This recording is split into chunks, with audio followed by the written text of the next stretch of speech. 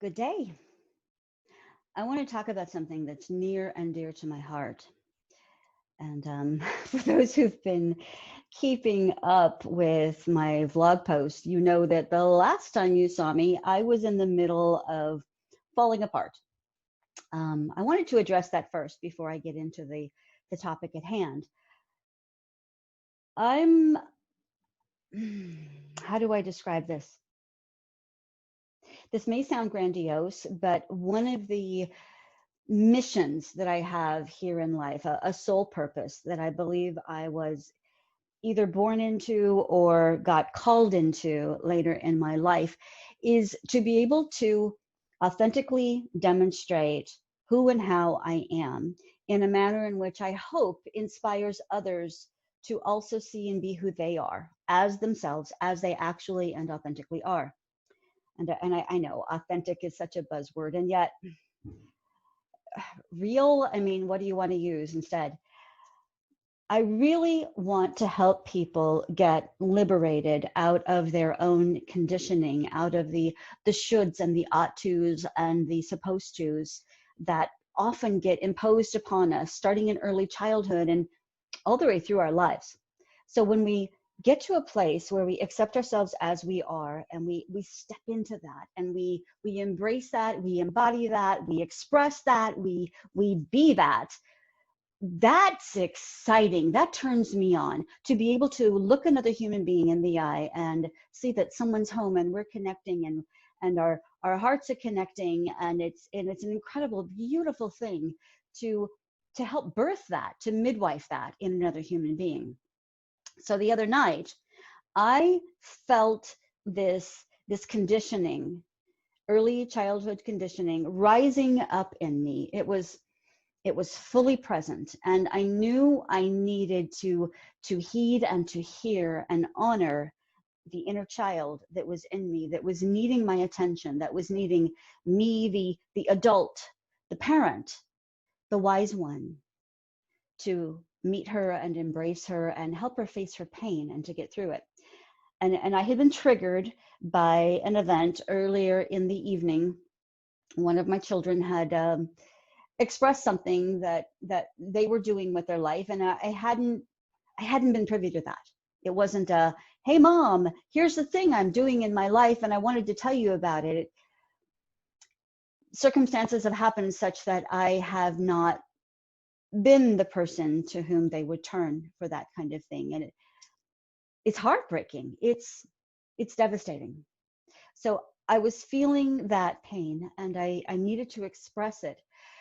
And I wanted to do it in a way that I could show people, whoever finds this, whoever finds me, whoever feels drawn to this, that I could show you not some neat, tidy package of here's this thing I felt and here's this thing I did, and it's safely and tidily in the past, and here's how I handled it while I'm looking sane and calm and rational. I wanted to get really vulnerable. I wanted to get raw and real and show you what it's like when I have a meltdown, when I just fall apart, full emotional overblown, when I'm in the undertow of the emotionality that can drag me under and eclipse me. I wanted to show you what it was like when that happens, and to show you what I do to self-soothe, to calm myself, to nurture myself, to take care of myself by showing up for myself. Because if I can do that when I'm being that real, my hope is that I can impart something of that I can inspire other people to take that and use those same tools for themselves. So I took a chance. I exposed myself and let people see what happens when things get real for me. Hopefully you were able to watch all the way through. I know it got intense. I know it could have impacted people in a way that was a little too raw, a little too real, a little too yikes. She's exposing herself. She's being a soul exhibitionist, and that's a little uncomfortable, a little too intimate.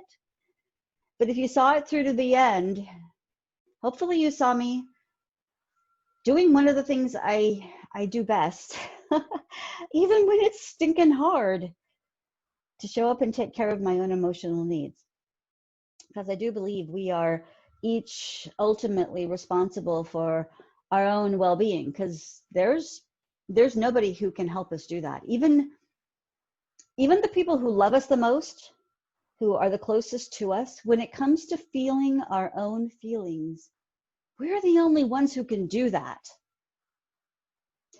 So I wanted to talk a little bit about one of the tools that I use to do that processing. It's near and dear to my heart. It's a book, a process that was fabricated and written by one of my favorite non-gurus.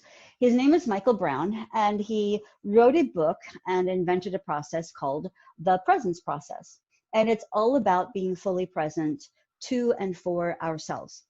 So the theory of the presence process is that we come into this world from a state of experiential reality. So it's the ethereal level of reality, and we're born, it's the vibrational level. So in utero, before we're born, we're primarily vibrational beings.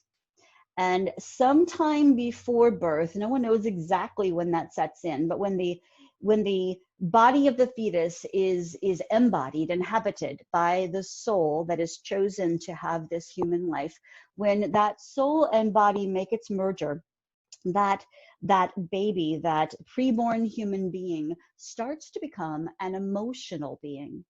And then we're born, and being born is trauma, people, because we go from being one with our mother to being catapulted out, expelled, and it's horrific. We don't remember it consciously for a very good reason, because we're having the crap squeezed out of us, quite literally.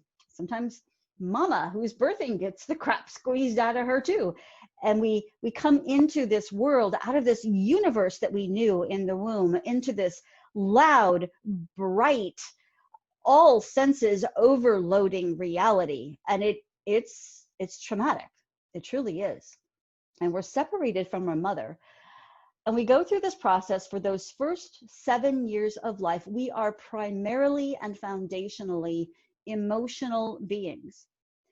And in that state, we are getting conditioned. We are getting the imprinting for all of our later on emotional responses that we will carry with us. It's the time of emotional imprinting and signature. So things happen to us. Experiences happen to us. Oh goodness, everything from our attachment needs getting met. So how connected do we feel to our mother? Did she nurse us? Did she hold us there where that newborn can make eye contact between the breast and the eye? That's all they can focus on when we're an infant. That's huge, to be held and to have our first nurturing experience to be one of sublime connection with the mother. And as a mother who nursed her children for an accumulative total of 18 years, I wouldn't trade that for anything. That was such an incredibly intimate time for me and for my children.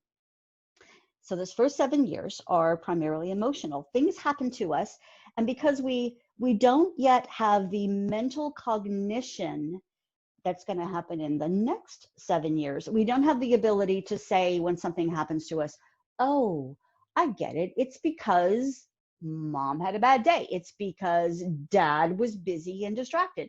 We form a conclusion in those early years out of our fear, anger, and grief that we carry with us as a signature through the rest of our lives. So in the second 7 years of life, basically approximately age 7 to age 14, we're going to school, we're getting an education, and we're then mental. So we kind of shove the emotional stuff to the side. We bury it a little bit because it was painful stuff. And we focus on being these mental beings. So it's cognitive. We're learning, we're in school, we're learning spells through spelling, is one of the little word phrases that Michael Brown uses. And then from 14 to 21, we have the onset of puberty. So massive physical and hormonal changes are happening to us. And we're another step removed from that original emotional imprinting. So we were emotional, and then we were mental, and then we were physical. And then at 21, supposedly, we're this adult, even though it takes a little bit longer to get the entire brain to be developed. It's sometime between the ages of 22 and 25, we get the prefrontal cortex, which allows us to make the higher, more rational decisions. That's when we stop being brain damaged. Here we are an adult then, and things happen to us. And if you notice, there are many familiar things that keep happening to us. So let's say you have some sort of rejection experience at age 22 or 42 or 52 or 62. Something happens that hurts, and it's, oh, this is so familiar. And we don't just feel that isolated experience at whatever age that is. It's an accumulation of every single other experience we had throughout our timeline history. It avalanches on top of that experience, and we react the original imprint. So let's say we felt a sense of rejection as a child for whatever reason. We concluded for whatever reason, oh, I must not be worthy of love as a child. And then something happens to us that feels familiar. It's got the same emotional imprint as that original experience. All of a sudden, at age whatever we are feeling the onslaught of that child's fear, anger, grief, pain, whatever it was, right on top of us. We get hijacked by a screaming, terrified child who feels like they might die because of how overwhelming that original emotional experience was. So that's what happened to me the other night. I felt all of this. I'll be alone. I'm not worthy of love. All the stuff that I felt as a child. And the reason why I'm feeling those things now is because I'm ready to feel them. It's safe for me to feel them. It's the only reason why they come up. The only reason why we get triggered by anything is because we are ready to do business with it. So a trigger is actually an invitation for healing. It's just that it shows up in a way that feels like, this is awful, and we resist it, and then it persists, and we don't resolve it. So let's say I'm talking to somebody, and they say or do something that steps on my festering wound of a trigger back in early childhood. They step on it unwittingly, unknowingly. It's not their fault. But if I conclude in the present moment that how dare you step on my wound? You're wrong, you're bad, and I blame them for my feeling. The responsible, mature thing to do is to recognize I'm triggered. This is not about this person. This is about my own history. It's familiar. I've felt this before. If I can say to the other person, okay, I'm triggered. It's not your fault. It's not about you. This is about me. I need to go get alone where I can do business with this thing that I'm feeling so that I can resolve it. So I go, I get alone, I get quiet. I scan my body. I try to feel where in my body am I feeling this thing. I often feel things in my gut and sometimes my heart, that sort of heart and solar plexus thing, or sometimes a little lower. But wherever it is, just scan your body. It could be a tightness in the head, a tingling somewhere, a heaviness, or a jittery feeling. It will be a somatic sensation in the body. So tune into that feeling, feel it.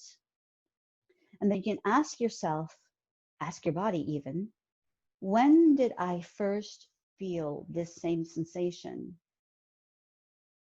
Allow perhaps a memory to come up, and then feel that feeling willingly. And what I've noticed about feelings is they're kind of like birth pains. They have a crescendo and they go down again. So I did talk about all of this before, but I wanted to address it while it was fresh on the heels of the last vlog episode that I did. Because it's really all about me and my conditioning. And I'm really the only one who can deal with this, who can feel it. And each of you are wholly responsible for the sacred work of feeling your emotional feelings, digesting those repressed and unresolved emotional imprints, and then it's done. One trigger at a time, one resolution at a time, one feeling at a time, we incrementally inch our way toward more freedom and more liberation. And then the gift is that we will no longer react to external triggers. We'll be able to freely respond in the present moment.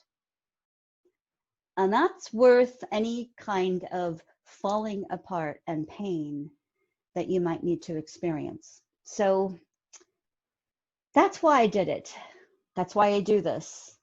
I want to take my life and use it as a way of modeling and inspiring what we each can do for ourselves if we're willing to give ourselves the nurturing that we need. Thanks for tuning in. Stay tuned for the next one. Bye-bye.